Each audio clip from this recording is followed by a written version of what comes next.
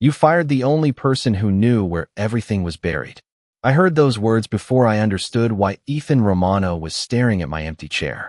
3 days earlier, I had been sitting in that chair at 7:15 in the morning, balancing a paper cup of coffee beside a stack of schedules while Manhattan slowly woke beyond the 23rd floor windows. My name was Molly Carter.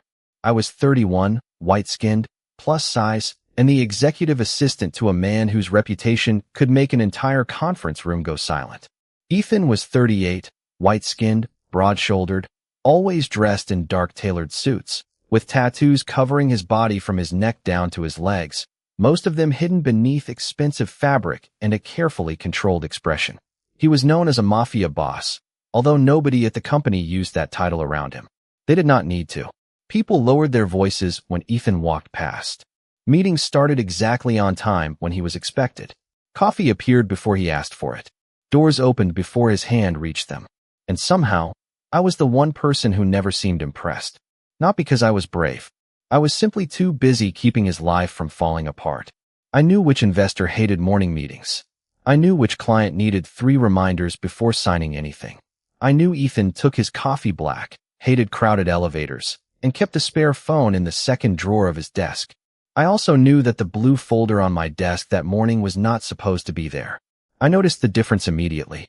The label was slightly crooked. The pages inside were arranged in the wrong order. Small things. Almost meaningless. Except I had organized Ethan's files for nearly 4 years. I knew his system better than anyone. I opened the folder and felt my stomach tighten. A financial report had been replaced. One number was different. Not dramatically different. Just enough to change the meaning of the entire document. I checked the previous version on my computer. Then I checked the email trail. My pulse picked up. Someone had changed the file after I had prepared it. Molly. Ethan's voice came from the doorway. I looked up. He stood there in a black suit, one hand resting against the frame, his expression unreadable. Behind him, 2 executives waited silently. The meeting starts in 10 minutes, he said. I know. I held up the folder. But you need to see this first. His eyes moved to the papers. What is it? A problem. I stood and walked toward him. Someone changed the numbers after I submitted the final report. Ethan took the folder from my hand. He read the first page, then the second. His face became still. Too still. Where did you get this? It was on my desk. And you expect me to believe you had nothing to do with it? The question hit harder than I expected. I stared at him. For 4 years, I had been the person who remembered everything he forgot. The person who stayed late when his schedule collapsed. The person who fixed problems nobody else even noticed. And suddenly, I was standing there like a stranger. Check the file history, I said quietly. It will tell you. Ethan closed the folder. I do not have time for this. Then make time. His eyes lifted to mine. The room behind him went silent. I realized then that I had said something almost nobody ever said to Ethan Romano. No apology. No excuse. Just the truth. He looked at me for several seconds, then placed the folder on my desk. We will discuss this after the meeting. He turned away. I watched him leave. I should have followed. I should have pushed harder. Instead, I looked down at the blue folder and noticed something that made my heart stop. A second document had been slipped beneath the report. My name was printed across the top, and beneath it were 3 words, Employee Review. The Employee Review had my name on it, but the accusation underneath, it was not mine. I stared at the page while the air conditioner hummed above me, cold air brushing across my arms. Employee Review. Molly Carter. My fingers tightened around the edge of the folder. I had expected Ethan to question the altered report. I had not expected him to already have a file prepared about me. What is this? I asked. Ethan stopped near the conference room doors. He looked back at me, then at the document in my hand. Where did you find that? Under the financial report. His expression changed. Barely. But after 4 years of working beside him, I noticed every shift. Give it to me. I did not move. Why? Because it is confidential. It has my name on it. Silence. Ethan walked back toward the desk. His black suit looked almost severe beneath the white office lights, and the tattoos rising above his collar made him look even more intimidating than usual. But I had learned something about Ethan Romano a long time ago. The more serious the situation became, the quieter he got. Molly, he said, this review was not supposed to be on your desk. Then why was it there? He looked at the paper. I do not know. Someone put it there. Obviously. Then someone wants me to see it. His eyes lifted. That got his attention. I pointed toward the financial report. The numbers were changed. Then this appears underneath it. Maybe those two things are connected. Ethan took a slow breath. You are making assumptions. I am making observations. You are my assistant, not an investigator. The words landed sharply. I felt my face warm. I know exactly what my job is. Then do it. There it was. The wall. The one he always built whenever something got too close to him. I looked at him and suddenly remembered every late night I had spent in this office. Every dinner I had skipped. Every weekend I had answered his messages because a meeting in Chicago had changed or a client in Boston had suddenly needed something. I had never complained. Not once. But standing there, holding a document with my name on it, I realized how easily loyalty could become invisible. Fine, I said. Ethan's eyes narrowed slightly. Fine. I will do my job. I placed the employee review on the desk. But I am also going to tell you what I found. He said nothing. The original financial report was saved at 6:42 in the morning. The altered version appeared at 7:03.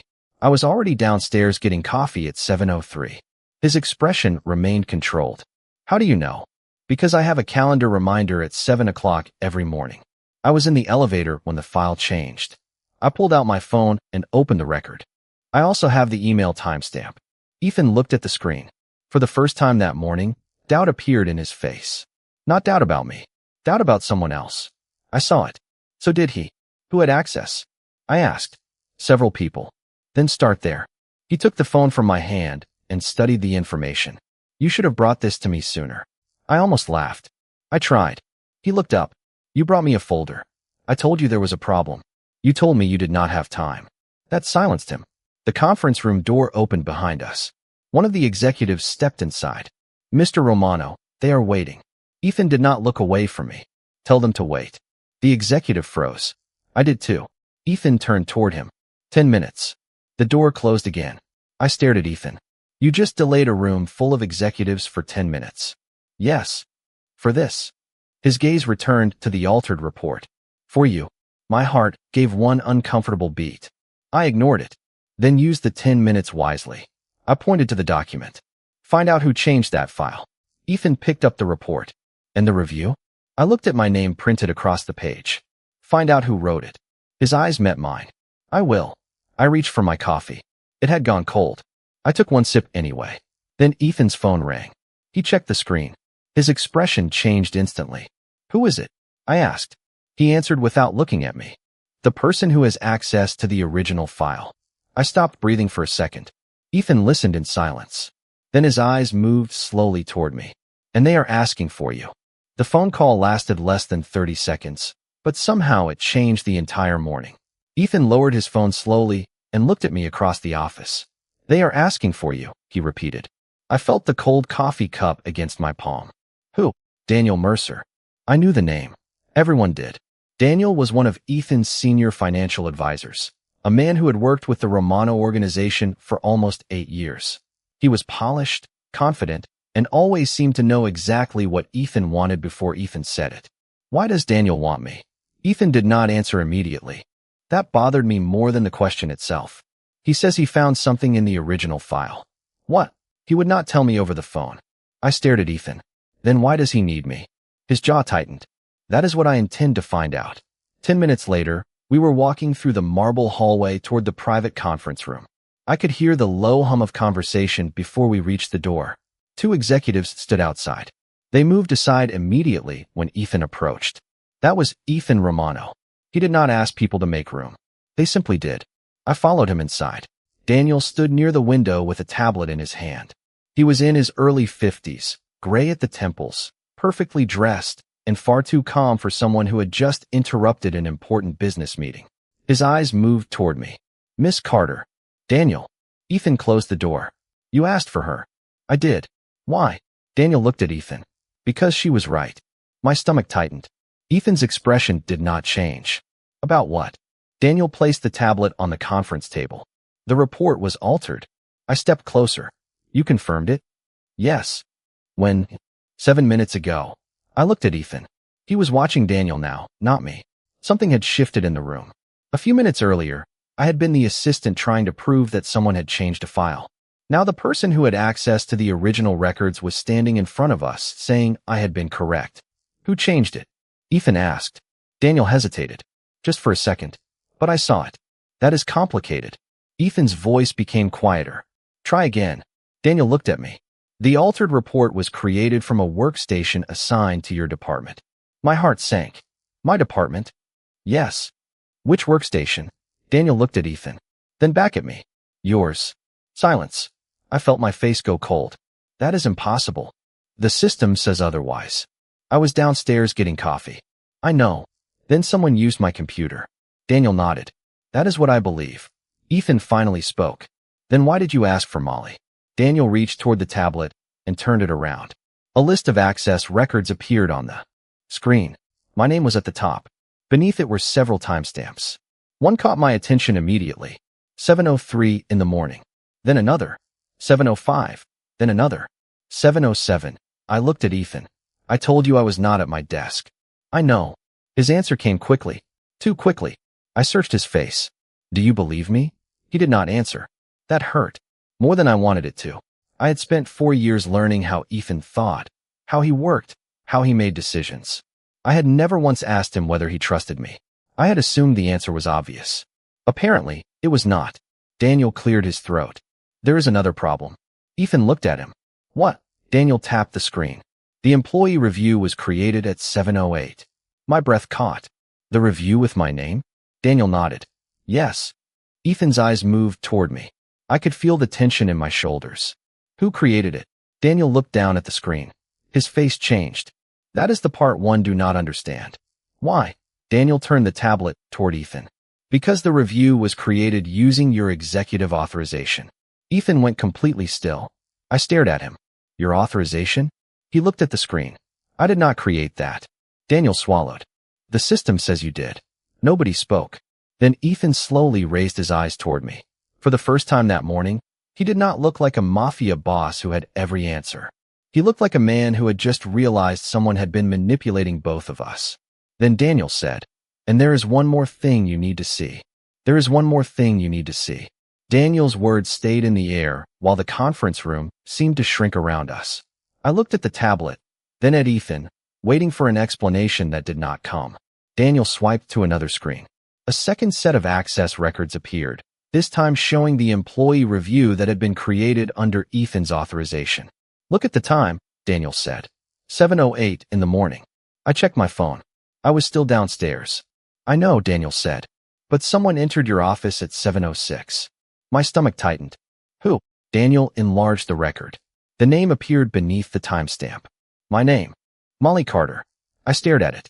That is not possible. Ethan moved closer to the table.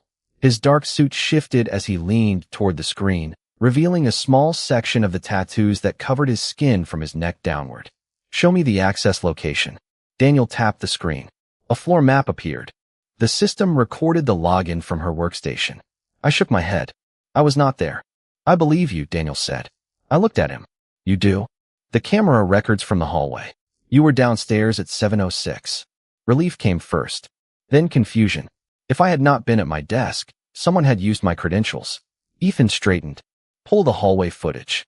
Daniel hesitated. Already did. He opened another file. The video showed the 23rd floor hallway. The image was silent, grainy, and washed in pale morning light. I watched the clock in the corner move towards 7:06. Then someone entered the frame. My breath caught. The person walked toward my office carrying a folder. From the distance, the figure looked familiar. Too familiar. Ethan's attention sharpened. Pause it. Daniel stopped the video. The person's face was partly hidden by the angle of the camera, but the suit was unmistakable. Gray jacket, blue tie, silver watch. I had seen that combination almost every weekday for nearly 2 years. Who was that? I whispered. Daniel looked at Ethan. Ethan did not answer. I already knew. Daniel, I said, who wears that watch? Daniel's face tightened. Ethan's chief operations director. My heart sank. Richard. Ethan finally spoke. Richard Hale. The name landed quietly. Richard was the man who always greeted me in the morning. The man who had once brought me coffee when I worked late. The man who had told Ethan that I was reliable. The man who had smiled at me only an hour earlier. I looked at Ethan. You trust him? Ethan's eyes stayed on the frozen image. I did. Something about those two words made the room colder. Daniel opened another file. There is more. He brought up an email sent from Ethan's executive account at 7-Eleven. It authorized the employee review and recommended that I be removed from my position immediately. I stared at the screen. That message was sent before Ethan even saw the report. Daniel nodded. Exactly. Ethan's expression hardened. Who received it? Daniel turned the screen. One recipient appeared. Richard Hale. I felt my fingers go numb. Ethan did not move. For several seconds, he simply stared at the name. Then his phone rang. He answered. Romano. A pause. His eyes lifted toward me. What happened? I watched his expression change. Not anger. Not panic. Something quieter. Something worse. Say that again. Daniel stopped moving.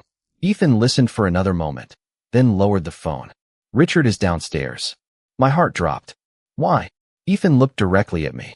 He says he has proof that you altered the report. I almost laughed because the alternative was letting my fears show. Of course he does. Ethan stepped toward the door. Then he stopped. His hand rested on the handle. He looked back at me. Molly, stay here. I folded my arms. Absolutely not. His eyebrows lifted. You just said you trust me. I said I believe you. That is not the same thing. For the first time that morning, something almost like a smile touched his face. It disappeared quickly. Then stay beside me. He opened the door. I followed him into the hallway, and as the elevator doors opened downstairs, I heard Richard's voice coming through the lobby. Ethan, I can explain everything. Ethan stopped walking. His eyes met mine. Then he said quietly, so can Molly. Richard Hale was smiling when we reached the lobby, and somehow that made everything worse. Ethan, he said calmly, adjusting the blue tie I had seen in the hallway footage. I can explain. Ethan stopped several feet away. I stayed beside him. Richard's eyes moved toward me. Molly, Richard. My voice sounded steadier than I felt. He held up a folder.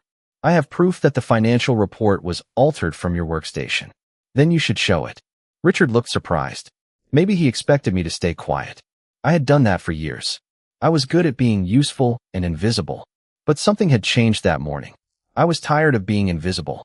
Richard opened the folder and handed Ethan several printed pages. These are the access records. Ethan glanced at them. Daniel already showed me. Richard's expression shifted. Then you know what happened. I know someone used Molly's credentials. Richard looked at me. Exactly. While I was downstairs, I said, you have no proof of that. The hallway camera does. Richard's face tightened. The camera does not show who accessed the computer. It shows you entering my office at 7:06. Silence. Even the lobby seemed quieter. Richard looked at Ethan. I had a reason to be there. What reason? Ethan asked. Richard hesitated. I was checking a scheduling issue. I almost laughed. At my computer? Richard ignored me. Ethan, you know how many sensitive files pass through that office. I was trying to make sure everything was secure. Ethan looked at him for several seconds. Then why did you create an employee review using my authorization? Richard's expression changed completely. I did not. Daniel stepped forward with the tablet. The system says otherwise. Richard looked at the screen. That could be manipulated. So could the financial report, I said. Richard turned toward me. You are making this personal. You made it personal when you put my name on a review I never knew existed. Ethan lifted one hand. Richard stopped speaking. I had seen Ethan silence entire rooms with less. But this time, his attention stayed on the evidence instead of the people. That mattered. He took the printed pages from Richard and compared them with Daniel's records. Then he looked at me. Molly, when did you first notice the altered report? 7:15. And you were downstairs at 7:03? Yes. Who saw you? The receptionist. The barista across the street. Probably half the people waiting for coffee. Ethan's eyes shifted toward Daniel. Check the building entrance records. Daniel immediately reached for his tablet. Richard's confidence began to disappear. Ethan, this is unnecessary. Ethan looked at him. Is it? Richard said nothing. A minute later, Daniel's tablet chimed. He read the screen. Molly entered the lobby at 6:58. She left the building at 7:01. She returned at 7:12. Richard's face went pale. I folded my arms. So I was not at my desk. Ethan looked at Richard. No, Richard swallowed. Someone could have used her credentials. Someone did, Ethan said. And you were the only person recorded entering her office during that window. Richard started to speak, but Ethan raised his hand again. Enough. The word was quiet. Final.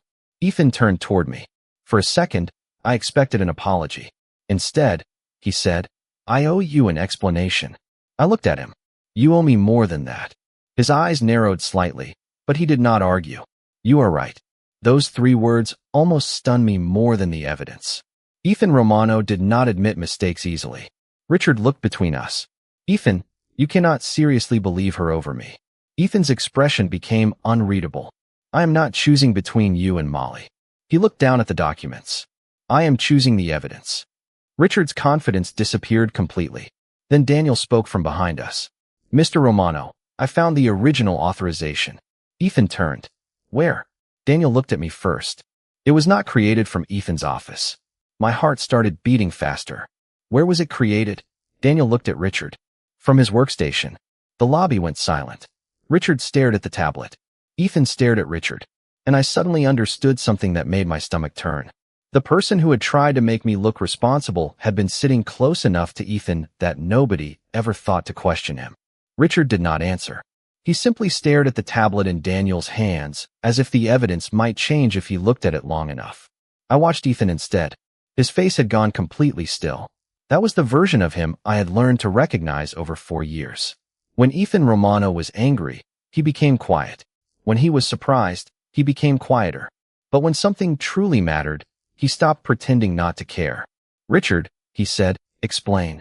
Richard straightened his jacket. Someone used my workstation. Daniel shook his head.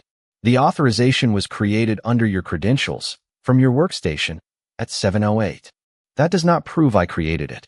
No, I said. But it proves you were closer to the truth than I was. Richard looked at me. You should be careful with accusations, Molly. I almost smiled. I am not accusing you. I am asking questions. Ethan glanced at me. I could not tell whether he was impressed or irritated. Maybe both. Daniel opened another screen. There is something else. Richard's shoulders tightened. Daniel continued. The authorization was created from Richard's workstation, but it was approved using Ethan's executive credentials. Ethan looked at him. How? A secondary authorization device was connected to the workstation. My stomach tightened. What does that mean? Daniel looked toward Ethan. Someone had access to the executive authorization device. Ethan's eyes narrowed. Who? Daniel hesitated. There are only 3 people with regular access. He listed them. Ethan, Daniel, Richard. The silence that followed felt heavier than anything anyone could have said. Richard looked at Daniel. You were suggesting I used Ethan's credentials? Daniel remained calm. I am saying the system records show that your workstation was involved. Ethan looked at me. Molly, did you ever give Richard access to your office? Not intentionally. Richard interrupted. I had access to the entire executive floor. That is not what I asked, Ethan said. Richard stopped. I looked at Ethan. He used to come into my office when you were not there. Ethan's expression changed. How often? A few times a week. Richard turned toward me. For work. I know. Then why mention it? I met his eyes. Because you always asked me to leave the room. Richard went quiet. Ethan looked at him. Why? Private business. In Molly's office? Richard had no answer. Daniel slowly lowered the tablet. There is another record. Ethan turned toward him. Show me. Daniel opened a security log. Richard entered Molly's office at 7:06. He remained there for 2 minutes. I felt a strange chill move through me. 2 minutes. That was all it had taken. 2 minutes to access my computer. 2 minutes to create a problem that could have ended my career. 2 minutes to make Ethan believe I had betrayed him. Why would you do that? I asked. Richard looked at me, and for the first time, I saw something different in his expression. Not confidence. Not authority. Fear. You do not understand what you found. My heart skipped. What did I find? Richard said nothing. Ethan stepped closer to the table. Answer her. Richard looked at Ethan. The report was not supposed to be seen by Molly. My mouth went dry. Why? Richard shook his head. Because she was never supposed to notice the discrepancy. I stared at him. What discrepancy? Daniel quickly opened the original financial report. The altered number was not random. He pointed to a section near the bottom. Someone moved a payment from one account to another. Ethan leaned over the table. How much? Daniel answered. $850,000. The number seemed to echo through the room. I looked at Ethan. His expression remained controlled, but I could see the realization forming behind his eyes. That money was scheduled for a property acquisition, he said. Daniel nodded. Yes. And where did it go? Daniel hesitated. A private holding company. Ethan's voice dropped. Whose? Daniel turned the screen toward him. I watched Ethan read the name. His eyes changed. That company does not belong to Richard. Richard exhaled slowly. No, Ethan looked at him. Then who owns it? Richard did not answer. Daniel did. A person connected to someone Ethan has been negotiating with for the past 6 months. I felt my confusion deepen. So this was not about me. Ethan looked at me. No, his voice was quiet. You were a distraction. The words hurt in a strange way. Not because I had been targeted, but because I understood how close I had come to losing everything over something that had never been about me. Ethan walked toward the window. Manhattan stretched beyond the glass, bright and distant. Molly, he said without turning around, I owe you an apology. I stared at his back. Yes, you do. He turned. I expected the usual authority. Instead, I saw something I had never seen from him before. Regret. I should have listened when you first brought me the report. I crossed my arms. You should have. And I should never have questioned your integrity without checking the facts. My throat tightened. That apology mattered. But it was not enough. You are right, I said. Ethan's eyes stayed on mine. I know. I looked toward the elevator. Then what happens now? Ethan glanced at Richard, then at Daniel, then back at me. Now we find out who wanted you blamed. I reached for my bag. And after that, Ethan paused. After that, I want to talk to you. I gave him a tired look. About my job? He did not answer immediately. Then he said, about what I got wrong. I walked toward the elevator without another word. Behind me, Ethan called my name. I stopped. Molly. I looked back. His voice was quieter than I had ever heard it. Please do not quit before I get the chance to make this right. I stared at him for a long moment. Then the elevator doors opened between us, and I stepped inside without giving him an answer. The elevator doors closed, but Ethan's words followed me all the way down. Please do not quit before I get the chance to make this right. I should have felt satisfied. After everything that happened, after being blamed for something I did not do, after watching Ethan question my integrity in front of people who already saw me as less important, I should have wanted nothing more than to walk away. Instead, I stood in the lobby with my bag over my shoulder and felt strangely unfinished. I hated that feeling. I stepped outside into the cool Manhattan afternoon and took a deep breath. The city moved around me. Taxis passed. People hurried along the sidewalk. Somewhere nearby, a street musician played a slow melody that disappeared beneath the sound of traffic. My phone vibrated. Ethan. I stared at his name without answering. Then another message appeared. I found something in Richard's records. My stomach tightened. I typed what? His reply came almost immediately. Your name appears in a file you never knew existed. I stopped walking. A second message followed. Come back when you are ready. No pressure. That last sentence was so unlike Ethan that I read it twice. No pressure. I looked back at the tall glass building behind me. I could have gone home. I could have blocked his number, found another job, and convinced myself that the entire morning was simply a terrible chapter one never needed to reopen. But curiosity won. So did something I was not ready to name. 20 minutes later, I was back on the 23rd floor. Ethan was standing alone in his office when I entered. His jacket was gone. His sleeves were rolled up, revealing the dark tattoos covering his arms. The ink disappeared beneath his shirt and continued down the rest of his body, a permanent reminder of the life he kept carefully separated from the polished world around him. He looked tired. Not physically. Something deeper. You came back, he said. You asked me to. I did. He gestured toward the chair. I sat. He remained standing. Daniel found the file. Ethan placed a thin folder on the desk. It was created almost 6 months ago. I looked at it. Why does it have my name? Because someone has been documenting everything you do. My eyebrows lifted. Everything. Your schedule. Your access. Your conversations with me. Even the times you stayed late. A strange discomfort moved through me. Why? We are trying to find that out. Ethan opened the folder.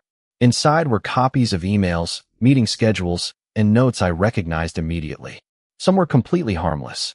Others were so personal to my work that I could not understand how anyone had gathered them without my knowledge. Then I saw one page that made me stop. This is from 4 months ago. Ethan nodded. Yes. I told you about the Boston account that day. I remember. You said I was overthinking it.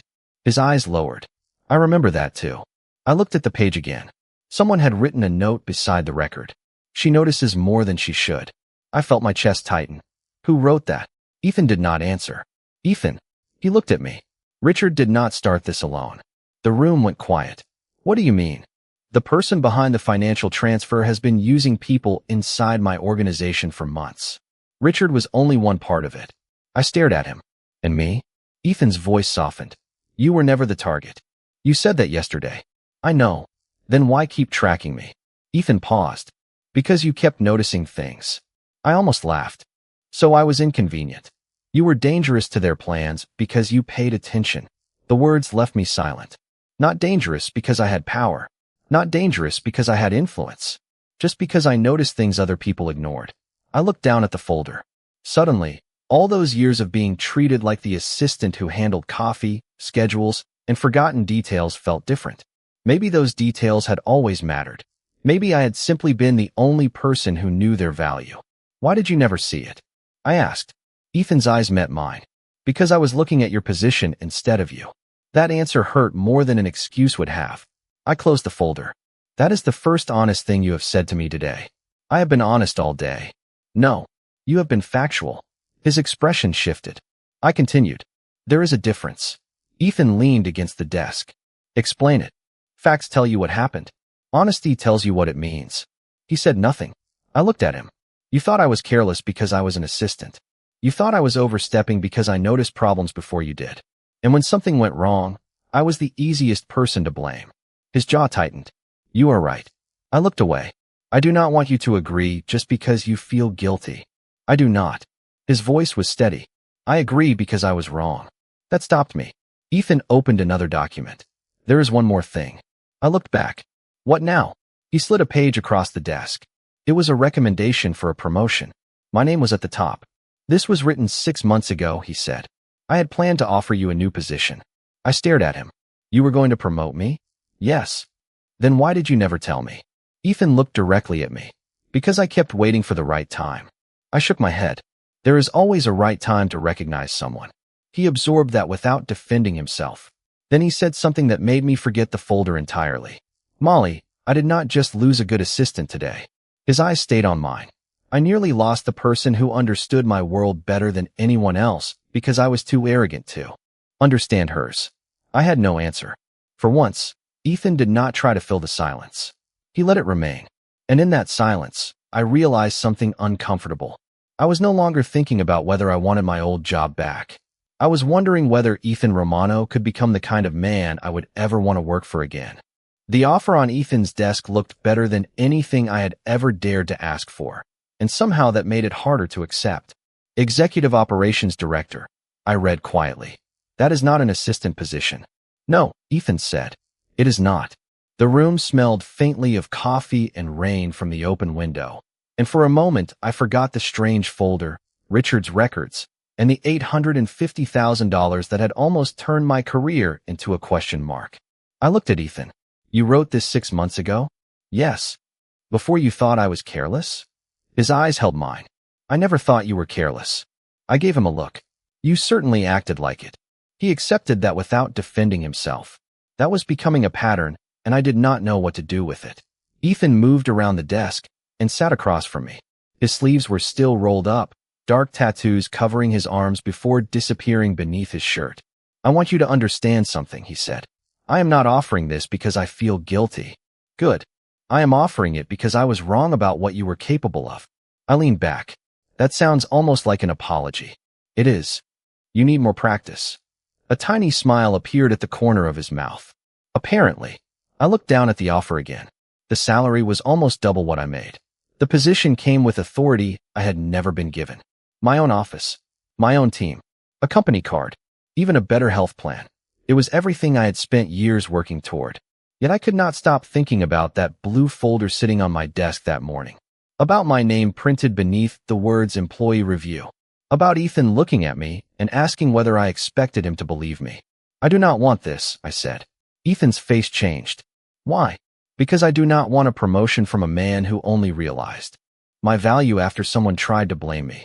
He stayed quiet. I continued.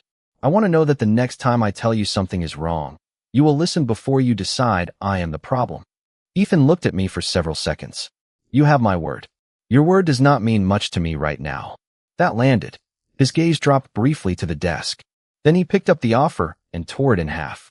I stared at him. What are you doing? Starting over. He folded the pieces once and set them aside. No title, no salary, no conditions. Then what are you offering? He leaned forward. A conversation. I blinked. A conversation? You tell me what you think needs to change. I almost laughed. You are asking your assistant how to run your company.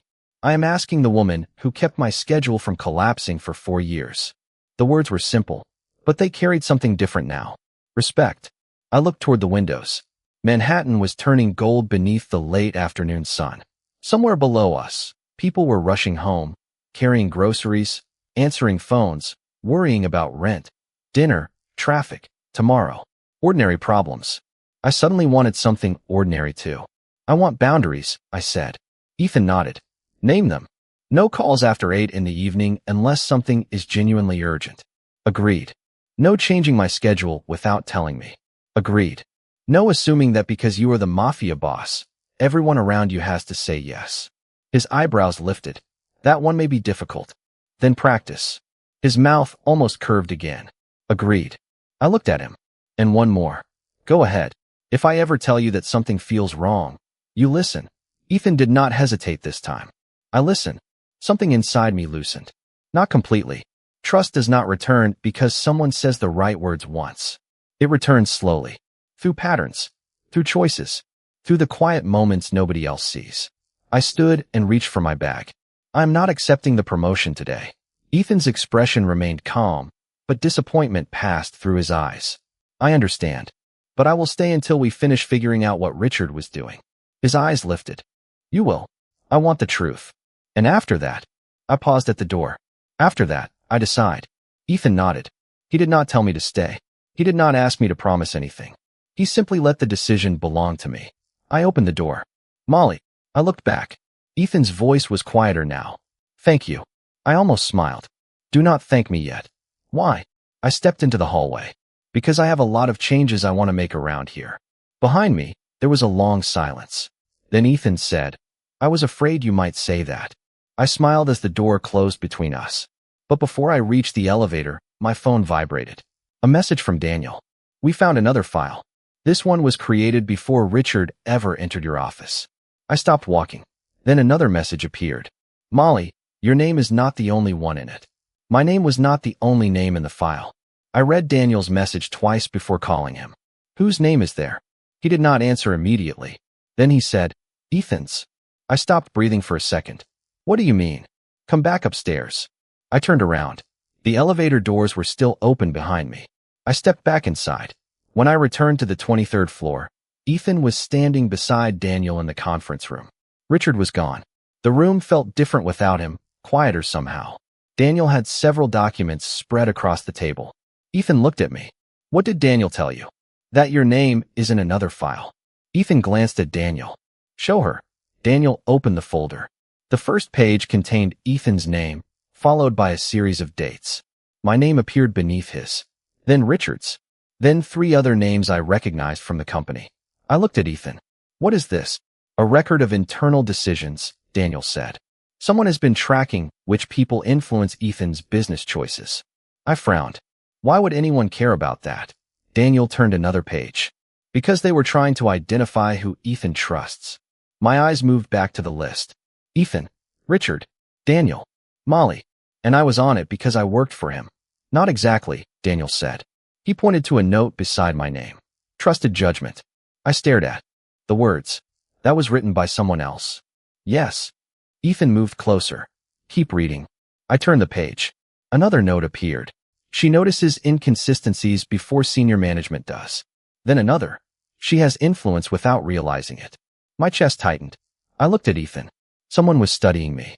Yes. For how long? Daniel answered. Almost 6 months. I felt suddenly tired. 6 months of someone watching my work, my schedule, my conversations, my decisions. 6 months of Ethan knowing nothing about it. Or maybe knowing more than he had told me. I looked at him. Did you know? No, you are sure. His expression changed. Yes. I believed him. That was the strange part. A few hours earlier, I had not known whether I could trust him. Now, after everything, I believed him without needing more proof. Maybe trust did not return because someone deserved it. Maybe it returned because someone finally stopped demanding it and started earning it. Daniel turned to another page. There is one final note. I looked down. It was dated 2 weeks earlier. Remove Carter from executive access before the transfer. My stomach dropped. The transfer, I whispered. Ethan nodded. The $850,000. Yes. I looked at the date. They wanted me removed before the money moved. Daniel nodded. That means the report was not the beginning. Ethan's voice was quiet. It was the end of a plan that started months ago. I looked at him. And firing me was supposed to make everything easier. He did not answer. He did not need to. The truth was sitting between us. Someone had created a false report. Someone had used my credentials. Someone had created an employee review under Ethan's authorization. Then they had tried to make Ethan believe I was responsible. The goal was not simply to damage my reputation. It was to remove the one person who kept noticing details other people ignored. I sat down slowly. I cannot believe this. Ethan pulled out the chair across from me. He did not touch me. He did not try to comfort me with words he had not earned. He simply sat there. That mattered. I need to tell you something, he said. I looked up. What? When I first hired you, I thought your job was to make my life easier. I waited. Then you started correcting me. I almost smiled. Someone had to. A faint smile appeared on his face. You challenged schedules. You questioned decisions. You told me when meetings were pointless. You even once told me that a board member was lying to my face. He was. I know that now. Ethan looked down at the documents. But I treated all of those things like interruptions. His voice became quieter. I should have understood that they were the reason I needed you. I looked at him. Ethan. He raised his eyes. I am not asking you to forgive me. That surprised me. Good. I am asking you to decide what you want. He pushed a blank sheet of paper toward me. Write it down. I stared at the paper. Anything. Anything. I picked up the pen. For years, I had written Ethan's schedule, his reminders, his priorities, his meetings. I had spent my career organizing his life. Now he was asking me to write my own terms. I wrote slowly. Respect. Authority. Transparency. No assumptions about my abilities. And finally, one last line. The right to walk away without being punished for it. Ethan read the list. His eyes stopped on the final sentence. Agreed. I looked at him. You did not even think about it. Because if you cannot leave, staying does not mean anything. The room became very quiet. That sentence stayed with me. This was the man who had once looked at me and questioned my integrity before checking the facts. Now he was telling me that my freedom mattered more than his comfort. I folded the paper and placed it in front of him. Then I will stay. Ethan looked up. Surprise crossed his face.